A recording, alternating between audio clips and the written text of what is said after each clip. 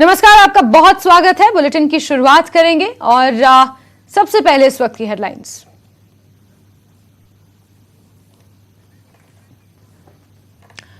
चलिए हेडलाइंस का रुख करेंगे, लेकिन उससे पहले बात एक बड़ी खबर की कर लेते हैं। कश्मीर में एक बार फिर टारगेट किलिंग देखने को मिली है। अनंतनाग में आशाजीपुरा में आतंकियों ने दीपक कुमार की गोली मारकर हत्या कर दी है। दीपक सर्कस में काम करता था। हमले में वो गंभीर रूप से जख्मी हो गया था और उसने दम तोड़ दिया। उल्लेखनीय है कि हाल ही में श्रीनगर में हुए G20 की सफलता से पाकिस्तान और आतंकी संगठन बौखलाए हुए हैं, जिसके बाद एक बार फिर टारगेट किलिंग को अंजाम दे रहे हैं और अपनी बौखलाहट का परिचय यहां पर आतंकवादियों ने एक बार फिर से दिया है।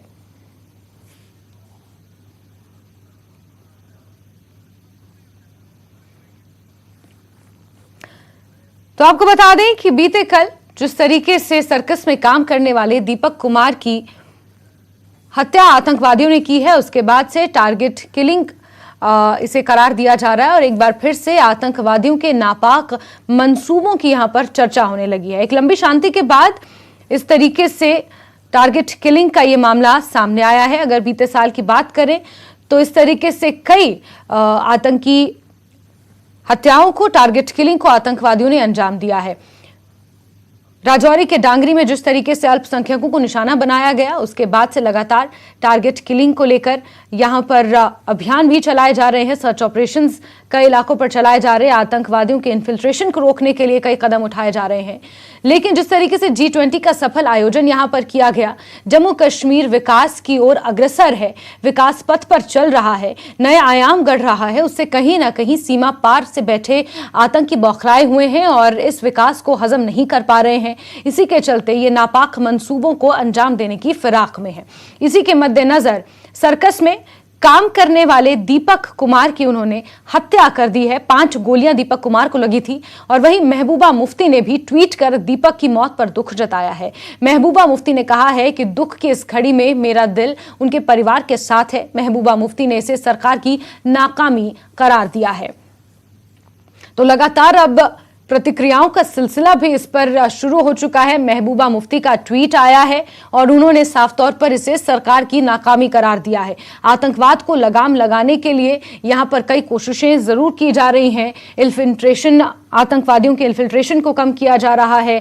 सर्च ऑपरेशन बड़े पैमाने पर चलाए जा रहे हैं। काफी हद तक आतंकवाद की गतिविधियों में हमें कमी देखने को मिली है। लेकिन टारगेट किलिंग जिस तरीके से घाटी में हो रही है, बीते साल आपको याद होगा कन्नौज के रहने वाले इसी तरीके से 2 मजदूरों को मौत के घाट आतंकवादियों ने उतार दिया था। अल्पसंख्यकों को यहां पर निशाना बनाया जा रहा है। खास तौर पर जम्मू कश्मीर में जो दूसरे प्रांतों से नौकरी करने पहुंचते हैं, उन्हें निशाना बनाया जा रहा है और अब टारगेट किलिंग यहां पर अंजाम दे रहे हैं आतंकवादी। इस बीच प्रतिक्रियाएं भी लगातार आ रही हैं। दीपक की हत्या पर उमर अब्दुल्ला ने भी ट्वीट कर कहा है कि दक्षिण कश्मीर में अनंतनाग इलाके में एक नागरिक की हत्या की खबर है जो काफी दुखद है।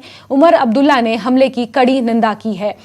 तो एनसी नेता उमर अब्दुल्ला ने भी इस पूरे हमले की कड़ी निंदा की है। इस बीच महबूबा मुफ्ती का भी बयान सामने आया है और लगातार अब इस पर बयानबाजी का सिलसिला भी शुरू हो गया है। एक लंबे अंतराल के बाद इस तरीके से टारगेट किलिंग का यह मामला देखने को मिला है।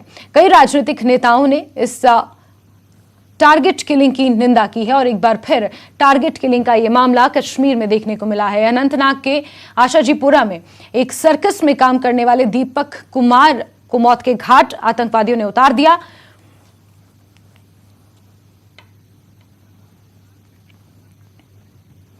और इसी पर बातचीत करने के लिए तमाम मेहमान हमारे साथ इस वक्त जुड़े हुए हैं। जम्मू कश्मीर से रतनलाल गुप्ता जी हैं, जम्मू इकाई के नेशनल कॉन्फ्रेंस के वो प्रेसिडेंट हैं, वो हमारे साथ जुड़े हुए हैं। रतनलाल जी, आपका बहुत बहुत स्वागत है। और एडवोकेट आर एस पठानिया हैं, भाजपा के प्रवक्ता हैं, हमारे साथ जुड़े हुए हैं। आर एस पठानिया जी, आपका भी बहुत बहुत स्वागत है। आर एस पठानिया जी, सबसे पहला रिएक्शन मैं आपसे ही लेना चाहूंगी। एक लंबे अंतराल के बाद हमने टारगेट किलिंग का ये मामला यहां पर देखा है। इससे पहले राजौरी के डांगरी में हुआ था। फिर जिस तरीके से G20 का सफल आयोजन यहां पर हो रहा है, भारी मात्रा में यहां पर टूरिस्ट पहुंच रहे हैं, माना यह जा रहा है कि आतंकवादियों की बौखलाहट है जिसका वो परिचय दे रहे हैं इस तरीके से टारगेट किलिंग करके। आपका पहला रिएक्शन?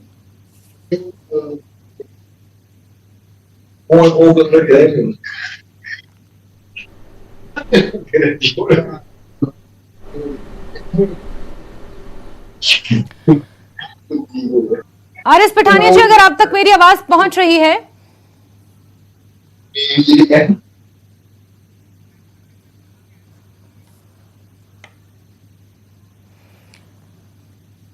Advocate SS. पठानिया जी हमारे साथ जुड़े हुए हैं भाजपा की तरफ से। एस.एस. पठानिया जी, आपका बहुत बहुत इस्तकबाल। आपका पहला रिएक्शन चाहूंगी जिस तरीके से टारगेट किलिंग का ये मामला बीते कल सामने आया है अनंतनाग में।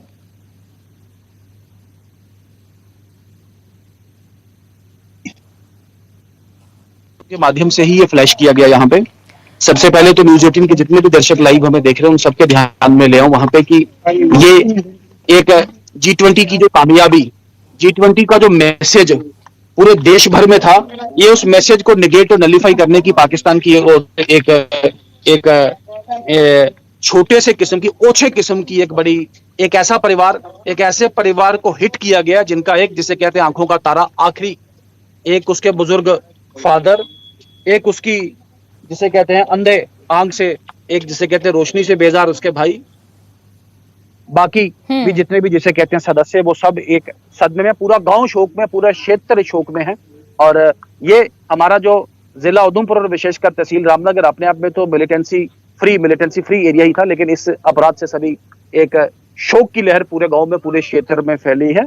मैं ध्यान में ले आऊं कि सबसे पहले तो इस जघन्य अपराध कुकृत्य करने वाले जो लोग हैं, इनको जस्टिस, इंसाफ इनके साथ किया जाए। मैं आज उसके घर पे हूँ, अगर आपको पिक्चर्स भी वहां पे मैं दिखाऊं, वहां पे इसका घर की अगर आप शक्ल देखेंगे, वहां ये कच्चा मकान जिसे ये कहते हैं, और मकान भी इसके पास अपना नहीं है, ये लैंड भी इसको किसी ने डोनेट की हुई है, किसी ने, स्थानीय ने, जहां पे इसने 2 कच्चे मकान वहां पे बनाए हुए हैं। उसके एक बुजुर्ग फादर, एक उसके आंख की रोशनी से बेजार उसके भाई, उनकी बीवी, एक इसकी अपनी बीवी, एक इसकी बहन, इन सब की आंखों का सहारा ऐसा, और ऐसे परिवार पे ऊपर कुठाराघात जिसे कहते हैं, एक बिजली का जिसे कहते हैं, इलेक्ट्रिक लाइटनिंग स्ट्रोक करके क्या हासिल होगा पाकिस्तान को, क्या मैसेज देना चाहता है? आप मानते हैं, आप मानेंगे कि ये एक मैसेज है आतंकवादियों की तरफ से? जो इंट्रोडक्शन आपने दीपक कुमार के परिवार की दी है, कितने गरीब परिवार से वो आता है, एक मैसेज स्थापित करने की कोशिश आतंकवादियों द्वारा यहाँ की जा रही है? बिल्कुल ठीक कह रहे हैं ये, लेकिन मुझे लगता है कि ये मैसेज इस बारी ये मुंह के बल इन पे पड़ेगा, और इसका घर, इसका परिवार, इसकी जो जिसे कहते हैं सारे पिक्चर्स जैसे ही आज मीडिया, सोशल मीडिया के माध्यम से पूरी दुनिया के और एक पब्लिक क्लियर में जैसे जाएंगे, और एक पब्लिक सपोर्ट भी और एक एक्सेप्टेबिलिटी, मैं तो नहीं बोलता बिल्कुल एस.एस. पठानिया साहब, इसमें कोई दो राय नहीं है कि हमारी सेना बिल्कुल सक्षम है इस तरीके से आतंकवादियों को मुंह तोड़ जवाब देने के लिए, और उन्हें जवाब समय समय पर दिया भी जा रहा है। और इस बीच एक और मेहमान हमारे साथ जुड़ गए हैं, रिटायर्ड कर्नल एस.एस. पठानिया साहब हमारे साथ जुड़े हुए हैं डिफेंस एक्सपर्ट के तौर पर। मैं आपका भी बहुत बहुत स्वागत करती हूं पठानिया साहब। कर्नल साहब, आपसे मैं जानना चाहूंगी, जो भाजपा नेता हमें यहां पर बता रहे हैं, जो तस्वीरें उस दीपक कुमार के गांव की वो दिखा रहे हैं, उसके घर की दिखा रहे हैं, और जो इंट्रोडक्शन उन्होंने दिया है, बहुत ही गरीब फैमिली से वो दीपक आता था, और एक बुजुर्ग बाप है और भाई है जो आंखों से देख नहीं सकता, एक बीवी और एक बहन है। 2 महीने के लिए वो यहाँ पर सर्कस में काम करता था, फिर किसी तरीके से अपनी रोजी रोटी कमाकर अपना गुजर बसर करता था, और आतंकवादियों ने उसे निशाना बनाया है। और जिस तरीके से मैंने पहले भी कहा, एक मैसेज स्थापित करने की कोशिश यहां पर उनके द्वारा की जा रही है। आप इसे किस तरीके से देखते हैं? आपको मेरी आवाज आ रही है? हेलो जी जी बिल्कुल। ओके, देखिए, ये बहुत ही ट्रेजिक और दुर्भाग्यपूर्ण है, और ये जो मैसेज की आप बात करते हैं, ये पहला मैसेज नहीं है, इससे पहले बहुत मैसेज हमारे पास दिए जा चुके हैं, और हमारा जो रिएक्शन होता है वो ये होता है कि हम इसको कंडेम करते हैं, और पाकिस्तान को एक दिन पे करना पड़ेगा इसके लिए। ये नॉर्मल रिएक्शन है। अगर हम जम्मू कश्मीर की बात चलें, इसमें अगर हमारे फौजियों की शहादत की बात हो, या ये जो हमारा सिविलियन जो गरीब परिवार से जो उनका इकलौता सहारा रहा होगा, तो ये बहुत ही ट्रेजिक है। हमें कब तक इतने पेशेंस रखेंगे कि हम इनकी शहादत को कबूल करते रहें, अपने जो रेटोरिक हैं, जो अपने घिसे पिटे बयान है, वो देखते रहें और उनके ऊपर काम करते रहें? देखिए, इशू ये है कि हमारा जो G20 का इतना सक्सेसफुल सम्मेलन हुआ है, वो ये बताता है कि हमारी सिक्योरिटी फोर्सेस और इंटेलिजेंस ग्रिड जो है वो इतना सशक्त है कि उसमें पाकिस्तान जो है कोई भी कार्रवाई ऐसे नहीं करा सका। अभी इन्होंने क्या किया कि इन्होंने एक सॉफ्ट टारगेट ढूंढा, बिकॉज ये जो मिलिटेंट है इनके ऊपर भी प्रेशर है कि कुछ आप कार्रवाई करिए, तो उन्होंने ये सॉफ्ट टारगेट ढूंढा और उसके जरिए जो मैसेज जा रहा है वो मैसेज ये है कि कश्मीर के अंदर हम ये मान के चलें कि सिचुएशन बहुत हद तक इंप्रूव हो चुकी है, लेकिन जहां तक मिलिटेंसी है वो अभी भी बनी हुई है। जहां तक मिलिटेंट जिस आजादी से अगर वो ऑपरेट कर सकते हैं तो वो अभी भी उस पर जरूरत है कि उसको पूरी तरह से सफाया किया जा सके। और दूसरी चीज आप देखेंगे इनकी जो स्ट्रेटेजी अभी है वो ये है कि दोनों रीजन के अंदर अपना जो मिलिटेंटी रिलेटेड एक्टिविटीज हैं उनको वो करते रहें। अभी जरूरत ये है कि हमारे जो अंदर बैठे कुछ लोग हैं वो इसको जो सपोर्ट कर रहे हैं किसी ना किसी तरीके से, ओवरग्राउंड वर्कर, स्लीपर सेल या कुछ गवर्नमेंट के या कुछ पॉलिटिकल पार्टी के लीडर, इस पर भी हम आएंगे और इस पर भी हम बातचीत करेंगे कि किस तरीके से इनको सपोर्ट मिल रहा है, क्योंकि जो पुंछ में हुआ वहां से जो इंफॉर्मेशन निकल कर आई कि कुछ स्थानियों ने वहां पर आतंकवादियों को पनाह दी थी, तो OGWs जिस तरीके से काम कर रहे हैं, कुछ स्थानीय ताकतों का भी इन्हें सहारा मिल रहा है जिसके दम पर यह आतंकवादी गतिविधियों को अंजाम दिया जा रहा है इनके द्वारा। इस पर भी हम बातचीत करेंगे, लेकिन इस बीच NC नेता रतनलाल जी भी हमारे साथ मौजूद हैं। रतनलाल जी, आपका क्या रिएक्शन है? काफी हद तक आतंकवाद पर जम्मू कश्मीर में लगाम लग चुकी है और हालात भी सुधर रहे हैं, लेकिन जिस तरीके से ये टारगेट किलिंग हो रही है, आपका क्या स्टैंड है?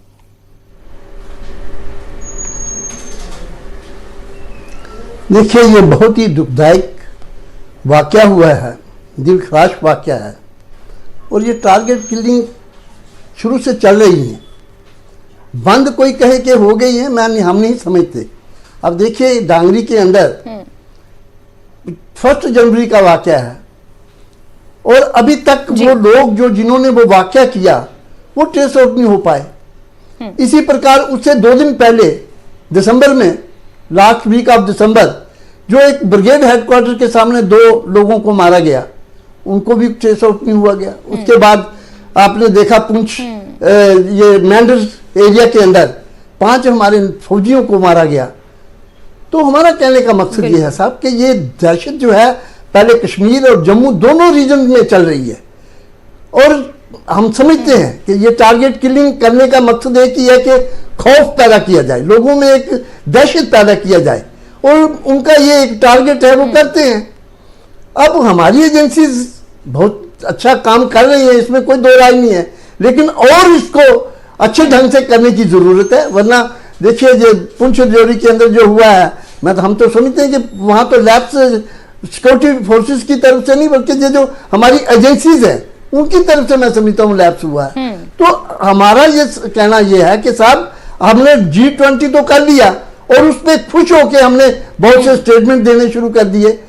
मैं समझता हूँ ग्राउंड रियलिटीज डिफरेंट है, और इनके स्टेटमेंट जो LG एडमिनिस्ट्रेशन दे रहे हैं या एडमिनिस्ट्रेशन वाले दे रहे हैं, उनमें और इसमें फर्क है। जब वो एडमिनिस्ट्रेशन के स्टेटमेंट सुनते हैं तो कोई ना कोई रिएक्शन कर देते हैं, कोई ना कोई दहशत फैलाने की बात करते हैं, और इनका मेन टारगेट यही है कि जम्मू कश्मीर के अंदर, कभी जम्मू रीजन में और कभी कश्मीर रीजन में, ये दहशत फैलाने की कोशिश करते हैं और कर रहे हैं। हमारे जो पहले जो हमारे PM पैकेज के तहत भाई हमारे लगे हुए थे, कश्मीरी भाई, उनकी हालत देखिए, वो 6 महीने यहाँ बेचारे सड़कों पे रहे, उनकी टारगेट किलिंग हुई। उस वक्त हमारे जो जम्मू के निवासी थे, वहां जो काम कर रहे हैं बच्चे हमारे ST कैटेगरी के, तो उन पे टारगेट किलिंग हुई है। तो ये टारगेट किलिंग का चल रहा है। सरकार को चाहिए साहब, इसके कोई पुख्ता इंतजाम किए जाए, पुख्ता सिस्टम किया जाए। सिक्योरिटी फोर्सेस तो हमारी सक्षम में है, वो काम कर रही है। बिल्कुल, इसमें कोई दो राय नहीं है रतनलाल जी कि सिक्योरिटी फोर्सेस हो चाहे जांच एजेंसियां हो, वो अपना काम कर रही हैं। लेकिन इस बीच RS पठानिया जी हैं हमारे साथ, एक बार फिर से जुड़ गए हैं। RS पठानिया जी, मैं रतनलाल जी से बात कर रही थी और मेरा सवाल उनसे ये था कि आपका क्या रिएक्शन है। उन्होंने साफ तौर पर यह कहा कि हम जो G20 का सफल आयोजन हुआ है उसके बाद हम स्टेटमेंट्स तो दे रहे हैं कि हालात हालात बदले हैं, लेकिन जो टारगेट किलिंग्स लगातार हो रही हैं वो थमने का नाम नहीं ले रही हैं। चाहे वो पूरन कृष्ण भट्ट की हो, फिर 2 मजदूर जो उत्तर प्रदेश के कन्नौज के हो उनकी हो, फिर उसके बाद संजय शर्मा की हो, फिर अब चाहे दीपक कुमार की हो, इस तरीके से टारगेट किलिंग्स रुकने का नाम नहीं ले रही हैं। तो हम ये नहीं कह सकते कि सिचुएशन अभी अंडर कंट्रोल है जम्मू कश्मीर में। देखें, ऐसा है कि जी मेरा ऑडियो क्लियर है? बिल्कुल जी मेरा ऑडियो कैरी कर रहा है आपको? हाँ, तो मैं आपसे अनुरोध कर रहा हूं, बिल्कुल कैरी कर रहा है सर। आतंकवाद है और इस आतंकवाद के विरुद्ध भारत सरकार, भारत का हर एक नागरिक और खासकर यहाँ के स्थानीय वासी, मैं अभी स्पॉट पे हूँ जहाँ ये डेथ हुई है, मेरे गांव से है, जिस विधानसभा क्षेत्र की मैंने नुमाइंदगी की है वहां का रहने वाला है। और मैं रतनलाल जी ने कुछ बोला, मैं उससे इत्तेफाक में ना रखते हुए कल जो उमर अब्दुल्ला जी ने बोला, इसके सबसे पहले तो इसको कंडेम करें, इसकी भर्त्सना करें, इसको कंडेम करके इसका एक्सप्लेन करें कि इसकी जितनी भी कंडेमनेशन की जाए उतनी गलत है। एक दरिद्र सपोर्टलेस परिवार जिनका है कुछ नहीं, उसमें ऐसा कुकृत्य करके ये क्या साबित करना चाहता है पाकिस्तान अलग साबित खड़ा है। और इस कुकृत्य के लिए पाकिस्तान को जितनी भी जिसे कहते हैं एक्सपोज किया जाए, जितना भी इंडिपोज किया जाए उतना ही कम है। मुझे लगता है कि सिक्योरिटी फोर्सेस के लिए, सबके लिए ये चैलेंज, चुनौती की घड़ी है। हाँ, नो डाउट सिक्योरिटी फोर्सेस ने काफी अचीवमेंट्स ली हैं, टेररिज्म में काफी गिरावट आई है, लेकिन टेररिज्म अभी जम्मू कश्मीर प्रांत से गया नहीं है। इस और काम करें कि जम्मू कश्मीर बिल्कुल टेररिज्म रहित हो। सुरक्षा चक्र भारत सरकार का और खासकर सिक्योरिटी फोर्सेस का ऐसा हो कि जहां पे कोई भी ऐसा ये कुकृत्य करने के लिए कोई भी जिसे कहते हैं कोई भी स्कोप, कोई जगह, कोई भी जिसे कहते हैं छोटा सा एक स्पेस भी ना रहे यहाँ पे। और जम्मू कश्मीर में जिसे कहते हैं लोग हैं एक जीरो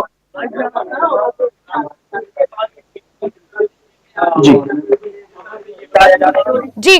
साथ ही आरएस पठानिया जी, हमने महबूबा मुफ्ती का ट्वीट भी सुना और उस ट्वीट में वो कह रही हैं कि हालांकि वो कंडेम तो कर रही हैं दीपक कुमार की जिस तरीके से हत्या हुई है, और साथ ही वो ये भी कह रही हैं कि ये सरकार की नाकामी है। उन्होंने साफ शब्दों में अपने ट्विटर में हैंडल पे ये लिखा है।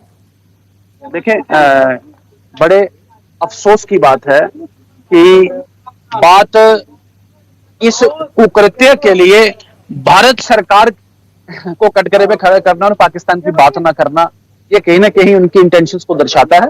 मैं फिर बोलूं कि मैं आज दीपू के घर से बोल रहा हूं, दीपू के परिवार, दीपू के रिश्तेदार, दीपू के स्थानीय लोग, मैं भी बल्कि उसके गांव का ही निवासी हूं, वो सभी इस कुकृत्य में इस जिसे कहते हैं परिवार के साथ खड़े। आतंकवाद के विरुद्ध भारत का हर एक नागरिक, भारत का एक रहने वाला जिसे कहते हैं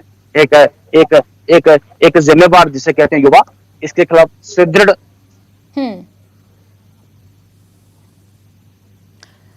बिल्कुल। तो आरएस पठानिया जी, क्योंकि दीपक कुमार के घर पर इस वक्त मौजूद हैं और हमारे साथ वहां से जुड़े हुए हैं, उनसे भी हम दोबारा संपर्क करने की कोशिश कर रहे हैं, लेकिन इस बीच कर्नल साहब हमारे साथ जुड़े हैं। कर्नल साहब, जिस तरीके से हमने रतनलाल जी को सुना या महबूबा मुफ्ती के बयान इस पर सामने आए हैं, बार बार ये कहा जा रहा है कि जांच एजेंसियों का लैप्स है या फिर सरकार के ऊपर सवाल उठाए जा रहे हैं। आप इन चीजों को कैसे देखते हैं? सेना के ऊपर भी इस वक्त कहीं ना कहीं एक अनडिक्लेयर्ड प्रेशर है, जिस तरीके से घाटी में ये टारगेट होती हैं, आप इसे कैसे देखते हैं? देखिए, जहां तक पॉलिटिकल ये जो लीडर है हमारे, बदकिस्मती से वो हर पॉलिटिकल माइलेज ढूंढते हैं हर एक इंसिडेंट के पीछे, चाहे किसी की फौजियों की शहादत हो या हमारे जैसे ये टारगेट किलिंग में जो इनोसेंट दीपक कुमार है जो अपनी रोजी रोटी करके अपने परिवार का पेट पाल रहा हुआ, ये हर एक हॉक की तरह या एक वल्चर की तरह उसके अंदर एक पॉलिटिकल अपॉर्चुनिटी ढूंढते हैं और अपने वेस्टर्न इंटरेस्ट पूरा करने की कोशिश कर रहे हैं। मैं इसको कंडेम करता हूं, ये नहीं होना चाहिए, बिकॉज जो कुछ नेशनल सिक्योरिटी से जुड़ी हुई चीजें हैं, हमें सबसे पहले अपने नेशन के बारे में सोचना चाहिए। अगर जब नेशन है तभी पॉलिटिक्स है।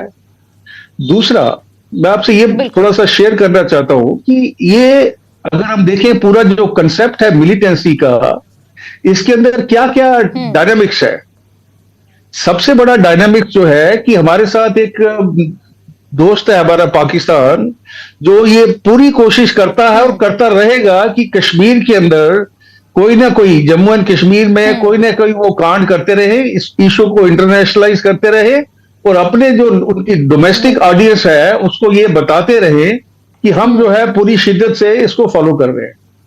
उसके बाद जो दूसरा डायमेंशन आता है एलओसी के अंदर, वहां से वो लोग इन्फिल्ट्रेट करते हैं। उसके बाद इनको गाइड प्रोवाइड किए जाते हैं। वो जो लोकल का काम है, गाइड कौन प्रोवाइड है? लोकल जो लोग जुड़े हुए हैं इसके साथ, किसी भी तबके के हो।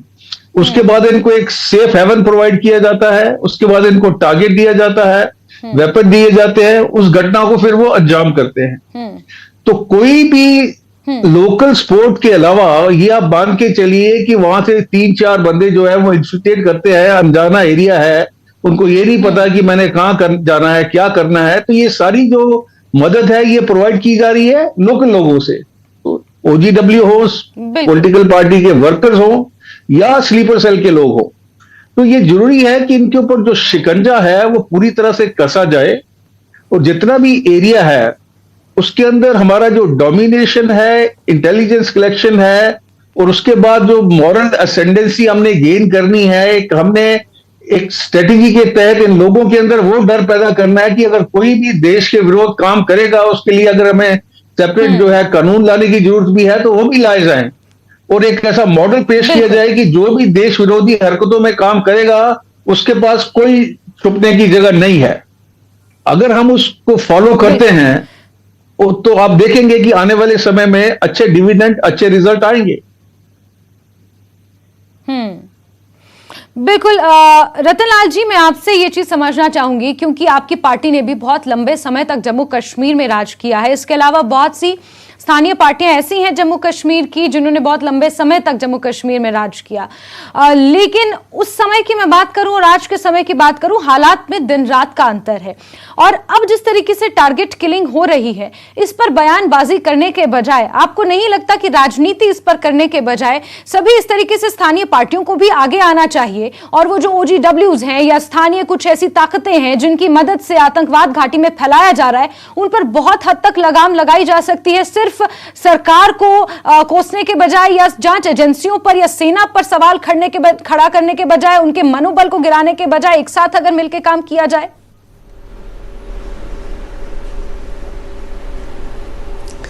देखिए, जहां हिंदुस्तान के अंदर डेमोक्रेसी है और यहां पे डेमोक्रेसी में पॉलिटिकल पार्टीज काम करती हैं, मुझे दुख हुआ ये बात सुन के कि पॉलिटिकल पार्टीज के लोग जो हैं वो शायद इस बात से कि आतंकवादी कोई मसला खड़ा करते हैं या ये टारगेट किलिंग करते हैं, उस पर शायद कोई रोटियां सेकने की बात करे, तो मैं समझता हूं ये बहुत बड़ा जुर्म होगा। ये कहना ही जुर्म होगा कि ऐसी बात करे। कोई नहीं चाहता कि मुल्क के अंदर हालात इस किस्म के आए। अब मतलब दीपक कुमार की आज इन्होंने टारगेट किलिंग की है, गरीब आदमी है बेचारा, हर आदमी कंडेम कर रहा है। हम क्या कंडेम कर रहे हैं? उसके बाप की हालत देखिए, उसके घर की हालत देखिए। कौन कहेगा इसको कि साहब ये जस्टिफाइड है? इसमें किसी को नुक्ताचीनी करने की बात नहीं है, बल्कि हकीकत करने बात हम कह रहे हैं कि साहब आप कीजिए, सख्त से सख्त कार्रवाई कीजिए, जो करना चाहते हैं, जो कर रहे होंगे। लेकिन हमारा जो सजेशन यही होता है कि साहब डेमोक्रेटिक कंट्री में अपोजिशन के एक रोल देती है, और अपोजिशन को आप टोटल इग्नोर करके आप कहें कि भाई अपोजिशन शायद उन लोगों को सपोर्ट कर रही है जो ये इस किस्म का, मैं समझता हूं ये कहना गलत है। अपोजिशन भी पूरा रोल अदा करना चाहती है, और वो चाहती है कि पूरे मुल्क के अंदर एक शांत वातावरण रहे, जम्मू कश्मीर के अंदर शांत वातावरण रहे। शायद इनको पता नहीं है 1996 के अंदर आपका इशारा बिल्कुल बखूबी समझ रही हूं, और ऑपोजिशन का रोल यहां पर स्थापित किया जाए, ऑपोजिशन के पास वो पावर हो कि सरकार के कामकाज पर सवाल उठाए जाएं, और अगर सरकार सही से काम नहीं कर रही है तो सरकार के ऊपर सवाल उठाए जाएं। मैं आपका इशारा बिल्कुल समझ रही हूं। विधानसभा चुनाव जम्मू कश्मीर जल्द से जल्द करवाए जाएं, ये आप कहना चाह रहे हैं, और इसकी डिमांड हो भी रही है, और जिस तरीके से बयानबाजी आ भी रही है, हो सकता है आने वाले समय में जम्मू कश्मीर में बहुत जल्द विधानसभा के चुनाव भी हो। रतनलाल जी और कर्नल साहब, आप लगातार प्लीज हमारे साथ बने रहें। लगातार इस बड़ी खबर पर हम बातचीत कर रहे हैं, और वक्त एक छोटे से ब्रेक का है, जल्द हाजिर होंगे। भोपाल में